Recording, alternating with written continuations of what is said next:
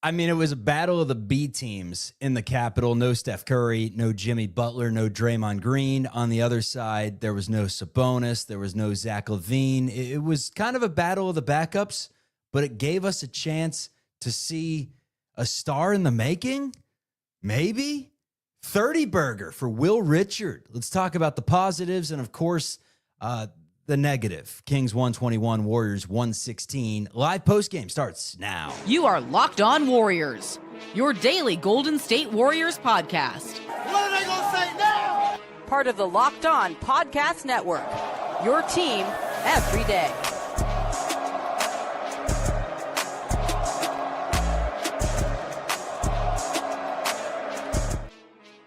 What's good, everyone? Welcome into Locked On Warriors, part of the Locked On Podcast Network, your team every day. You can check us out Monday through Friday after games, wherever you get your audio podcasts, and also streaming live on YouTube. Today's episode is brought to you by FanDuel.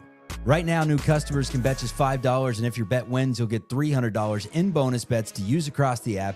Head to FanDuel.com and visit the FanDuel app to get started. On today's show, we're talking Will Richard's career high, the end of the game in the third quarter where the Kings stormed back in a matchup that I thought the Warriors were kind of controlling through, I guess, a few minutes into the third. That's where things got very, very ugly. And we'll get into the road trip that's straight ahead. My name's Charlie Walter, covered the team for 95.7 The Game in the past, also CBS News Bay Area. Matt Kolsky joins the program today. Wi-Fi looks good. He looks good. Warriors did not look great. But I do want to, I want to spin zone this because obviously there's a lot of routes we can take, and we're going to get Angry Kolsky coming up in just a little bit. But for now, look, this loss in the grand scheme of things, it is what it is. You're missing Steph Curry, Draymond Green, Jimmy Butler in March, assuming you take care of business to some degree. You're never thinking about this game ever again. What you are thinking about after this game is the fact that with the 56th, I don't even know what exactly the pick was because there were so many damn trades on NBA draft night, but what was supposed to be the second to last pick of the draft turned into Will Richard. The Warriors make the trade. They get two picks. Two's better than one, and the second of the two, after Alex Tui, Will Richard, has proved already that he's not just an NBA guy. He's a dude that can go for 30 points in the game tonight. He was one of the best players on the floor. The stat line from Will Richard, he had 5 offensive rebounds, 7 total, 3 assists. He was 10 of 15 from the floor. He was 5 of 8 from 3. So if you thought that maybe Will Richard can't stroke it, he could tonight. Unfortunately, it was not enough because on the other side, the Sacramento Kings had a couple dudes go crazy. And by a couple, I mean 3. It's DeMar DeRozan with a casual 25. It's what he does. It's Dennis Schroder, who had 18 in a big second half. And it is Russell Westbrook, the late addition to their team, who had a triple-double. I think it's like 250 of his career or something along those lines. 23 points, 16 rebounds, 10 assists for Russell Westbrook. And the turnovers for him tonight were just 3. Warriors had 18 total turnovers, 8 of them in the third quarter. So let's start with the good, Kolsky. Will Richard, the Warriors got themselves a player. That's a big positive that we could take away from tonight. Yeah, I mean, I think everybody other than maybe Gary Payton should be pretty excited about Will Richard. He is... And Buddy Hield. Yeah, I guess Buddy too, because he is not having a great start to the year, but we'll see on the shooting still. Tonight was a great night. Overall, he's been really good on the season. I think that's something that we won't really know about for a longer time, but everything you can draw a conclusion about as far as Will Richard goes is great. And tonight, it wasn't just that he scored 30. I think he's about the only guy I can point to and say he wasn't kicking the ball all over the floor or making big mistakes that cost the team. Because honestly, I thought most of these guys played well. I mean, interesting quirk of this game is that the entire starting lineup none of which is, it's certainly not the fully healthy starting lineup. They're all young guys. They're all positive plus minus. It's a combination of things that lost this game. I think the turnovers is the biggest thing. But for large portions of this game, at least, Will Richard, Jonathan Kuminga, Moses Moody, Podziemski, they were all pretty good. I thought they all played well enough to win, except for those killer turnovers. And tonight, I think Podziemski and Kuminga were the biggest offenders. I don't know if that checks out in the box score. It does. Moody also had a couple bad ones, but boy, Pat Spencer had a couple of really brutal ones. And frankly, the whole reason he's out there is to not do that. And Gary Payton only has one in the box score, but he was not good tonight. I mean, if we're gonna, talk Gary Payton first block, you got to talk Al Horford before Gary Payton, man. I mean, in 27 what's minutes, interesting though? 7 from 3.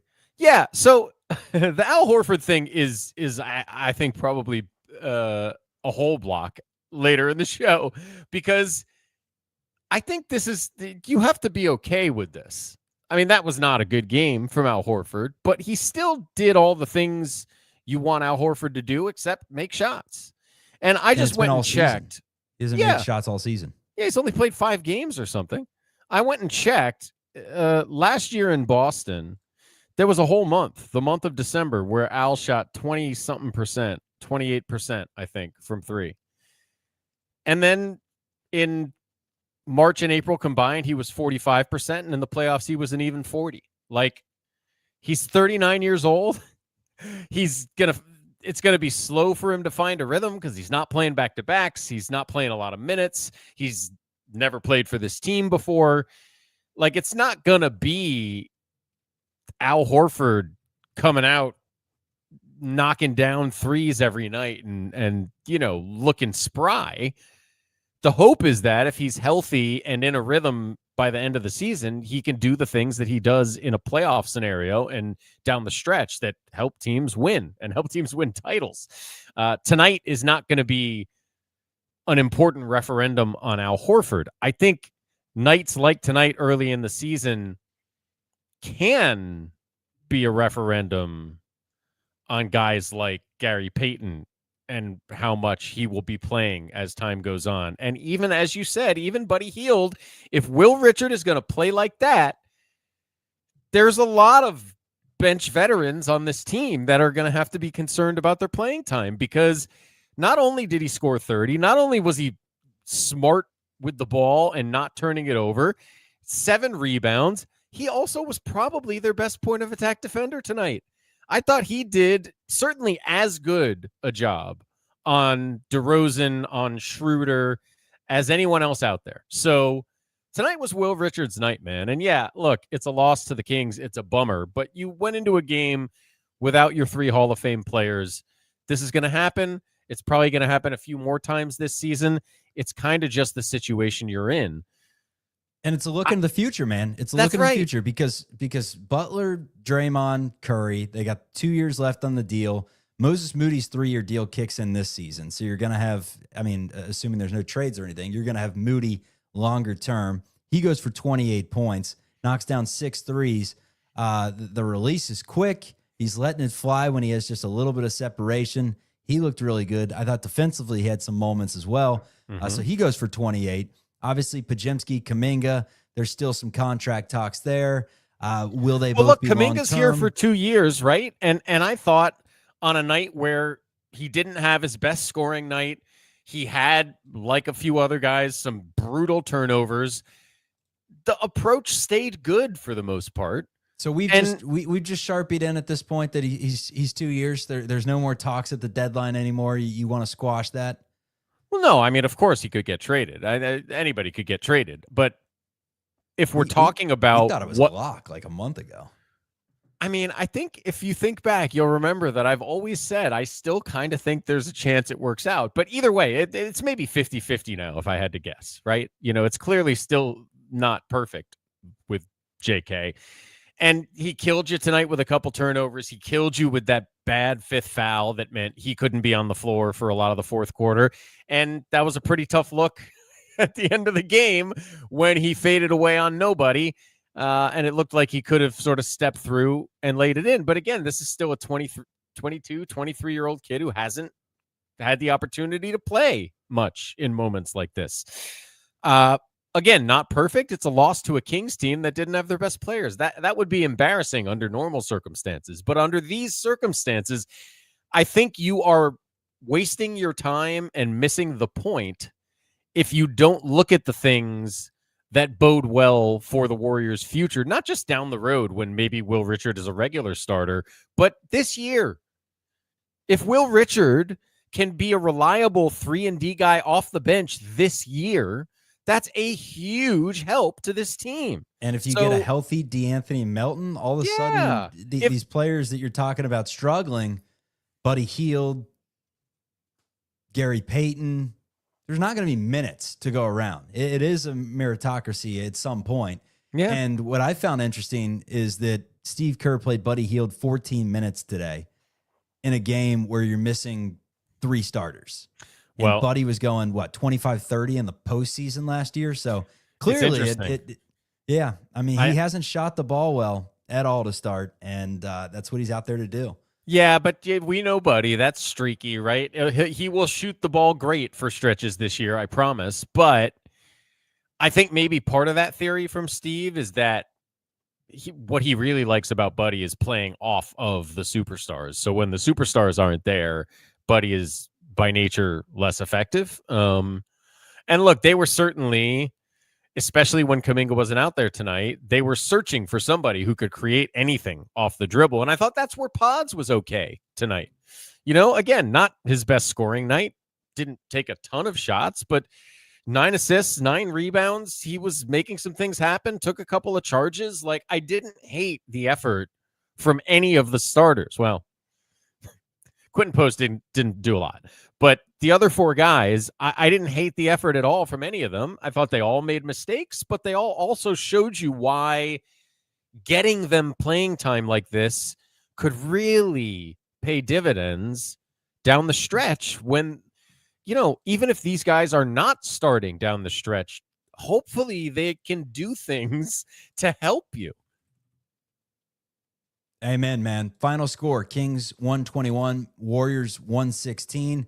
Want to kind of go chronologically, break this thing down. The first half that saw the Warriors race out to a big lead, how they let the Kings back into this game in the third quarter, and then how it ended.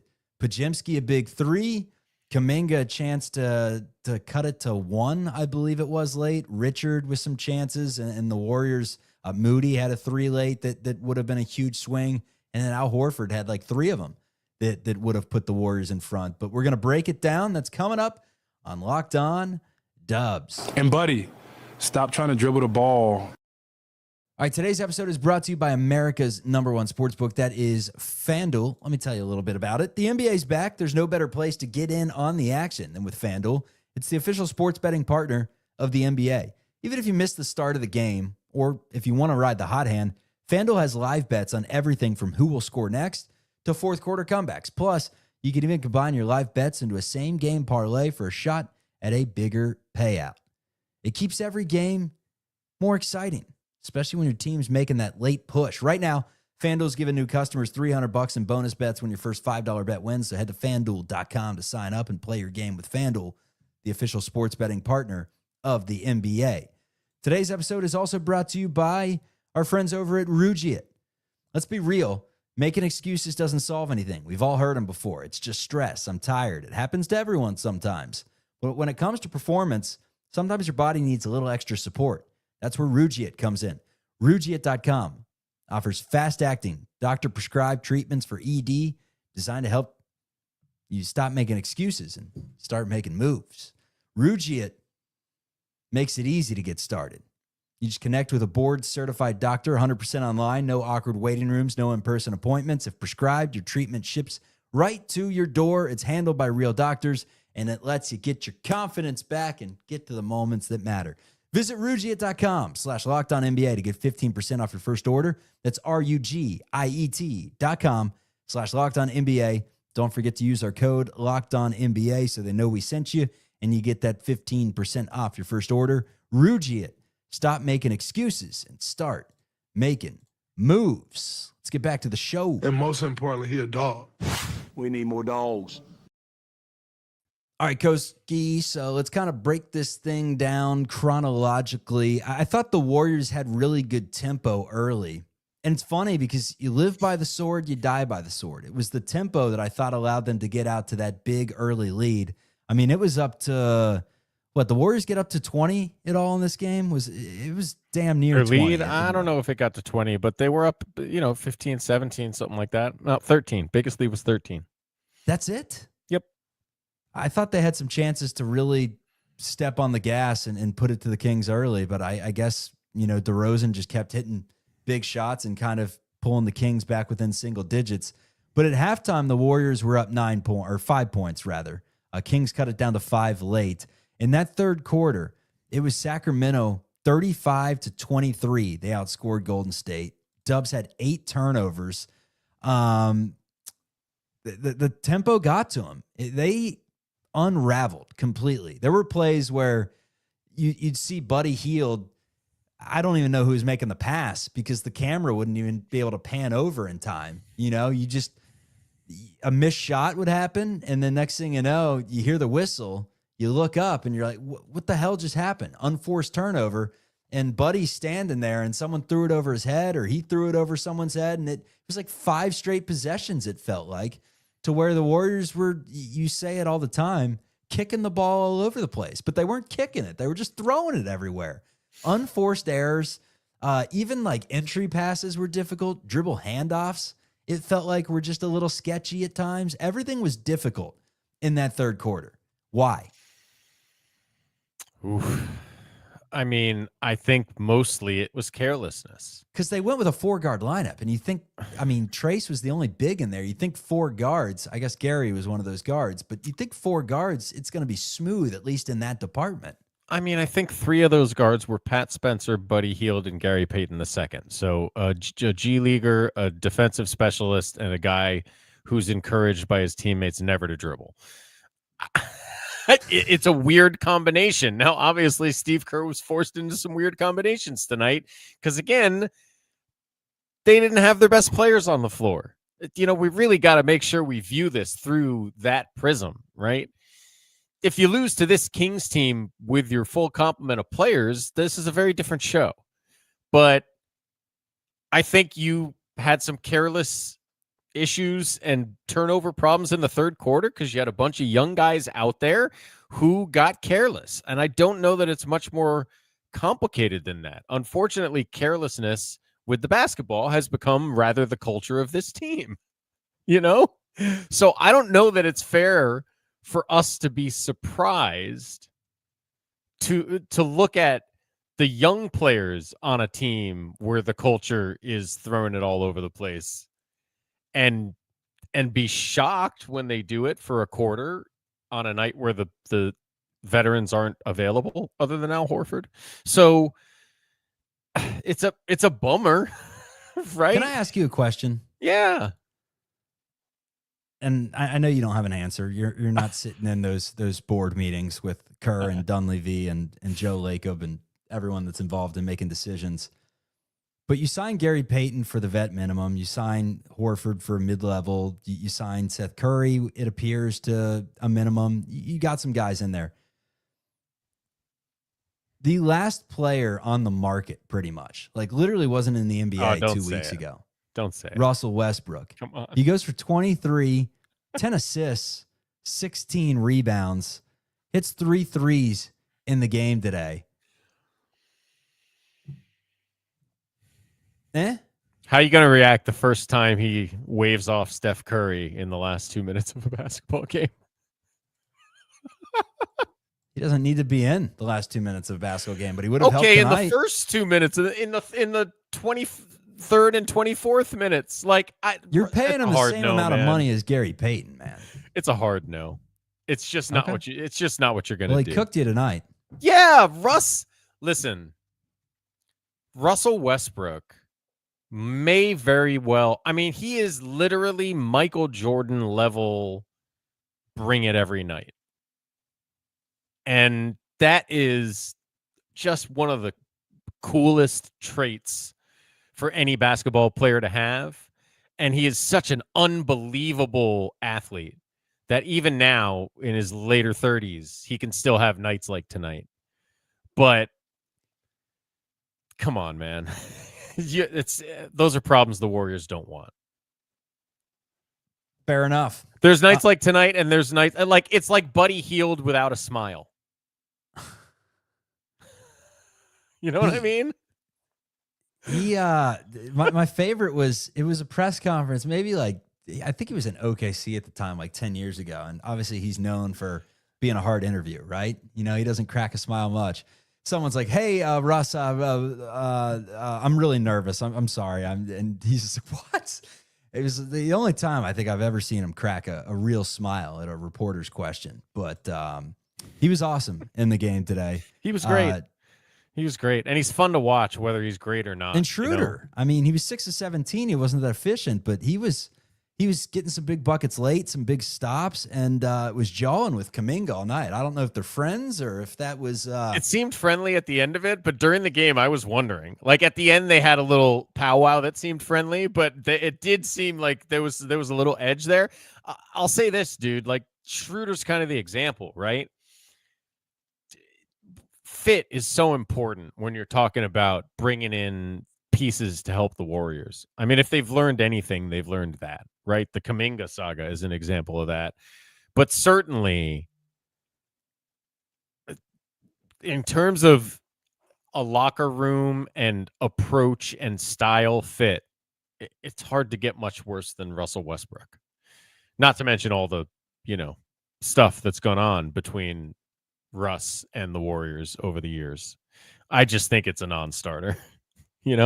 I see why you say it, especially on a night like tonight. You could have used the Russ Westbrook presence on a night like tonight, but I just think it was a total non-starter. Fair enough. Yeah. Warriors get 14 points from Brandon Podziemski. If you hop on the internet, if you hop on Twitter, this guy has to be the most polarizing player that I think I've covered on the Warriors. I don't know if you would throw someone back at me. I mean, a couple of years ago, there was the Lamb-Jerome combo, obviously, that took a lot of heat. But, I mean, Pods, man, all over the place. You just hear, get him off the floor, send him down to the G League. People that know basketball literally just can't stand him. And, I mean, he's a plus 14, best on the team. Yeah. He did have 4 turnovers, but most of them were late. Had 14 points, had 9 rebounds, had 9 assists. I don't understand how you can look at 14, 9, 9 and the best plus minus on the team and be like, on a game where the Warriors are missing 3 starters, and say he needs less minutes than the 31 he got. Just don't know who you're giving his minutes to. Well, look. You could sign Russ and give him to him. Tonight, nobody. There's going to be plenty of guys to give his minutes to as the season wears along. I just disagree. Are there really people who know basketball that hate Brandon Podziemski? I don't know if that's true. Like, people may think his importance has been inflated, right? People may think that he and the team have talked up his impact more than they should have. But, like, he just does do things that help teams win. He's not a perfect player. He has some weaknesses. Like, the offense. You think he dribbles too much? Sometimes. Like, meaningless dribbles, kind of just. Well, I think he. Which is interesting because he's a connector, right? That's what Steve Kerr says. He gets it and goes. Well, that's what I'm saying. He makes the passes, but sometimes he kind of just meanders around. Well, I think up his dribble, particularly in situations where he's being asked to be the point guard, he can get a little, like, I don't know if you want to call it indecisive, but you're right. He can look a little aimless out there. But I didn't think he really was that tonight. I thought, again, 5 for 10, nothing to write home about, but he was kind of all over the place. 9 rebounds, 9 assists. He drew a couple charges. Yes, he had bad turnovers. Yes, he leaves something to be desired as a one-on-one defender, but like that is what it is. I think he's doing his best out there. It's not a matter of engagement or focus. I think in a perfect world, he is, at best your worst starter, if that makes sense, right? He's probably a bench guy in a perfect world, but I didn't think he was bad tonight. And I certainly don't think, anyone who's saying send pods to the G League, you don't have to listen to those people. That's silly. You see it a lot, man. Yeah, but you know what? There's a lot of silly NBA commentary. I don't know if you've been following our chat on this very show, but lots of people talk about the NBA who very clearly don't know what they're talking about, and that's okay. You're allowed. But of course, Brandon Podziemski is not going to the G League. Not right now. I mean, he, like you said, he was a team high plus 14 tonight. Had 9 assists, 9 rebounds, triple double. Yeah, was it a game that makes you think he's going to be an all-star? No, but he was fine. There's nothing wrong with what he did tonight, and it was going to be an uphill battle with the team that you put out there. And again, I think Will Richard is a positive. If you just look at the fact that the entire starting lineup, which was, I think they said the youngest Warriors starting lineup since 2012, they were all positive, plus minus. The starting lineup played well enough to win, even with all the bad turnovers. So I get it's a bummer to lose to the Kings anytime that happens. But as losses to the Kings go, there's a lot of things you can take away from this one that I don't think are bad. Yeah, the Kings were missing Sabonis and Levine, but I would argue, and I wouldn't just argue, I would proclaim that missing Jimmy Butler, Steph Curry, and Draymond Green, bigger loss than missing Levine and Sabonis. I think that's fair. Yeah. Yeah, it's fair. You know what? I'm a longtime Zach LaVine defender, but not that much. Yeah, and the Warriors are going to have some of these games, man. That's why the Indiana one is so frightening, because Indiana just lost tonight to Brooklyn. And but also, the Chuck may literally go in 82. Boy, are they bad. They're bad, man. But also, this is why I somewhat absurdly brought up the aggressive idea of resting earlier in the season when it seemed ridiculous. Because if you had just had Jimmy Butler tonight because he had sat out in Portland, I don't know if maybe that's a false equivalency. I just don't think it's a correlation, right? But I think we can all agree that when you're over 35, using your body diminishes your body. It's just a fact of life. So the more you play at one point, the less you're likely to be available at another. And something like a back with Jimmy Butler is just it's going to be a chronic and kind of degenerative thing. So the more he plays, the more risk you are putting him at, period. I don't think there's any debate on that. Of course, you can say he could have sat out in Portland and still been out tonight, and you might be right. And that's why I'm not, but I do think tonight was a night where you kind of rested all three of those guys by absolute necessity. Steph is bedridden with an illness. Jimmy's back had him leave the game the other night. And the Kings guys were sick too, so it's going around. Yeah, exactly. I think you're going to be in better position over the course of the year if more often than not you're making the choice to rest guys versus being forced to rest them by circumstance, Yep. Difference in this game, that third quarter, Warriors went from up 13 to down 7. 8 turnovers in that third quarter. Let's tie a ribbon on the show. When we return, we'll kind of break down what's coming up for the Warriors. We'll take a look around the association. Really good one tonight between the Lakers and the San Antonio Spurs. It was the Lake Show that took down San Antonio. And Oklahoma City has lost their first game of the year. The Portland Trailblazers take them down. No more undefeated teams in the NBA. And like we said, the Nets beat the Pacers. No more winless teams in the NBA. Playing field's almost even. We'll be right back. All right, today's episode is brought to you by Gusto. Let me tell you about our new sponsor of this program, Gusto. Let's be real. No one likes, and no one starts a business, rather, for the joy of calculating tax withholdings or managing payroll spreadsheets. That's where Gusto comes in. To take the stress out of payroll, benefits, and HR so you can focus on running your business and supporting your team. Gusto is the all-in-one, remote-friendly payroll and HR platform that makes managing your team simple, transparent, and fast. Whether you're hiring, onboarding, or paying employees, Gusto helps you do it all from one place without the hassle or hidden fees. Unlimited payroll runs for one monthly price, which means no surprise charges at the end of the month. Gusto's automatic tools like offer letters, onboarding materials, and direct deposits save you hours per week. And knowing you can reach certified HR experts anytime gives you real peace of mind.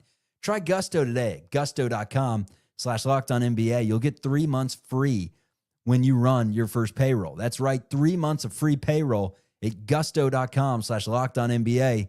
One more time, Gusto is GUSTO.com/LockedOnNBA. Today's episode is also brought to you by our favorite jeanswear company. If you have not checked them out, now is the time to look into getting yourself a pair of some doers.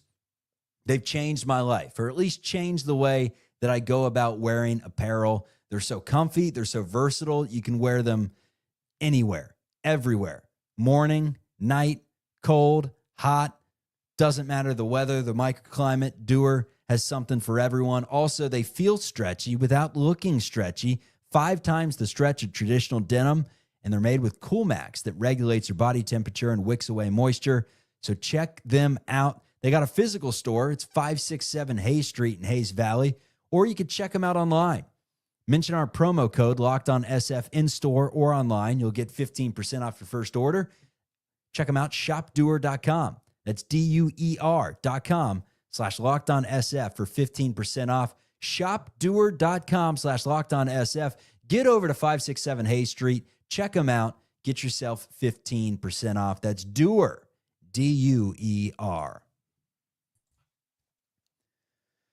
All right, so I'll give you co-host choice. Do you want to get into around the association or what's ahead for the Warriors? I kind of want to get into what's ahead for the Warriors because it's tough, man. It is tough sledding, to say the least. If you like road games, you're a weirdo, and you'll like this schedule that's coming up for the Warriors because they got at Denver. They get one home game against Indiana for hopefully a little bit of payback. The Pacers are not good. Please beat Indiana. Gotta. But you got Denver on the road, at Oklahoma City, 2 at San Antonio, at New Orleans, at Orlando, at Miami, and then it's back home against Portland in nearly a month, or at least 16 days. So long time. The Warriors are going to be on the road here, and there are going to be some road games with Denver, Oklahoma City, 2 against San Antonio. Some legit teams coming up. What do you think of that stretch, man? I think they're going to wish they beat the Sacramento Kings. Here's the thing, though. I think they may just come out and beat, maybe not Denver, but they may beat OKC. They're going to win one of those 2 games. It's what they do. They did it last year when they were a 500 squad. They got up for the big games, and they won the majority of them. And I think that's going to be the identity of this year's team again. They're going to frustrate the hell out of you because tonight, it's not the same, right? Tonight's not like Indiana. Tonight's not like Portland. Completely different story. But I do think that some of these games against the Oklahoma Cities and the San Antonios of the world, when there are stars on the floor, I think you're going to get the best from Golden State. Yeah, I mean, I think that certainly tracks with the history. I think they know the situation they're in. I also think it's important to realize that just how tough this schedule is in the early going does lead to less tough schedule stuff later in the season, which is probably the way you'd choose to have it given the choice if you're the Warriors. But maybe more to the point, like that stretch through the back-to-back at San Antonio, I mean, not night back-to-back, but 2 straight games in San Antonio, that'll be 14 games. Then they have, frankly, there's another back-to-back the week after. I mean, it's really a rough schedule through like November 19th. through the end of that road trip. That'll be 17 games. I think if you're 9-8, it's okay. That's what I would say to Warrior fans more than anything right now is I think expectations for how they would look over the first month got bumped a little high after the first few games. And they're still going to be in this thing if they're 9-8 after 17 games, because it's the toughest 17-game stretch of their season, arguably, just in terms of the way the schedule lines up, getting new guys involved, starting the season without a guy like DeAnthony Melton, who I think you have seen in a variety of ways so far this season. Despite how many guards they have, they could really use a DeAnthony Melton right now. So, look, I think that's the main thing for me on a night like tonight. Sure, you're bummed to lose a game to a bad team, but it's kind of the way the cookie crumbled. And there are things that happened tonight that would make me very encouraged about the way a game like this might go in January, if that makes sense.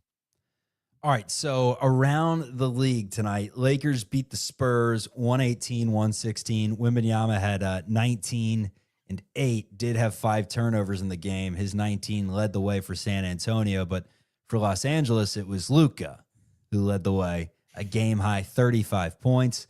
Not an efficient 35. He was 9-27 from the floor, but the Lakers are 7-2. So the Warriors take him down opening night. There were no issues there, and now all of a sudden, the Lakers have ripped off 7 of 8. Also around the league, Cavs beat the Sixers 132-121. Philly has now dropped 3 in a row after that 5-0 start. The Pistons take down the Jazz. My pick for second in the East is looking pretty good. They're 6-2. Jalen Duren, who I said is a star, he had 22 and 22 tonight, Kolsky. That dude can flat out put the ball in the bucket, and he's usually pretty close to the basket, the way big men are supposed to play. For the Nets, they won their first game. Michael Porter had 32 and 11. They beat the Pacers by 9. Wizards fall to the Celtics. Wizards are 1-7. Not a shocker there. Sarr, though, the number 2 pick from last year's draft, is quietly becoming really good in a bad place to play. He had 31, 8, and 3 blocks, but Jaylen Brown was the leader in the game with 35 for the Celtics. The Wolves, I guess here's some good news. The Warriors and the Wolves are going to be fighting for that 5, 6, whatever. They're going to be right there neck and neck all season long. They lose today to the Knicks, so they're 4-4. They lose by 23. So tough night for them. Julius Randle led the way with 32. Brunson had 23, 7, and 10. Rockets got 28 and 10 from Amen Thompson. They take down the Grizzlies 124-109. Memphis does not look good. They're 3-6. Pelicans get a win, but they lose Zion. Again, will be reevaluated in 7 to 10 days. This is just life right now. If you own Zion Williamson shares, it may just be time to sell them, my friends. I don't know what else. At this point, I think you just got to hold on and cross your fingers. Not that it's the great business decision, but you can't sell them at the loss you're going to take right now, can you? I mean, I guess not, man. When you bought them, when did you buy? But if you bought them when I think you bought them, I bought him game 1 of Duke against Kentucky when he had about 40 points and lost a lot of money dunking from the free throw line. Yeah, so that's when I bought my shares of Zion Williamson, and it has not gone good. You got to feel like buy some shares. He had 20 and 9 tonight, but they lose. So the Mavericks are 2-6. The Pelicans are 2-6. So that's good news for the Warriors because you thought maybe. Are they 2-6 Dallas or was going to be a team that could fight with you, and they're not very good. I thought the Pelicans were 1-7. Actually, the Pelicans are awful. It's a real disaster there. Warriors South. I mean, the Mavericks are Kyrie Irving away from being a decent team. So we'll see when that happens. And I think Cooper Flag will get better. He's playing point guard, which is weird. And probably doesn't put him in the position to get off to the best statistical start. But yeah, there are teams to beat still in the Western Conference. We'll see how it all shakes out. But other than the Spurs and the Thunder, nobody has been knocking people's socks off every night. Nuggets have been pretty damn good. Jokic a casual 33, 15, and 16. They beat the Heat by 10 tonight. Andrew Wiggins led the way for Miami with 22. Mentioned the Lakers beat the Spurs. Blazers beat the Thunder 121-119. Although Shea, in their 9 games, has reached 30 points 8 times. He goes for 35 and 9. But it's Denny Avdia, turbo, man. This guy can play for Portland. He had 26, 10, and 9. Blazers are 5 and 3. I said they could win 50 games.